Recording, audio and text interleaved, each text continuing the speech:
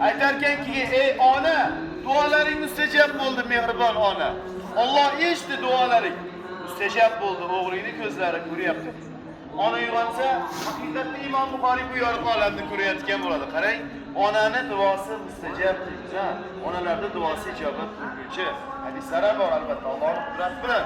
Qarang, endi ziyoratchilar, bu ulug' zotning eng buyuk ishlari Payg'ambarimiz Muhammad Mustafa sallallohu alayhi vasallam hadislarini sahihlab bir kitob shakliga keltirgan yagona birinchi muhaddis. Ya'ni kitob nomi Sahih al-Buxoriy. Bu kitob Qur'oni Karimdan keyingi ikkinchi manba deya ta'riflanadi. Ziyoratchilar, Buxoriy hazratlari madrasaga chiqqanda yosh bola payti hali qarang.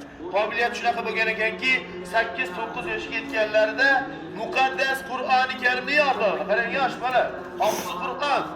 Bir marta kitoblarni o'qisa, bu ulug'zot yodida eslab qolish qobiliyati bo'lgan. Bir martada to'liq kitob.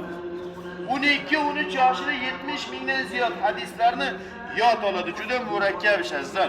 Mana ortimizdagi yozuvlarda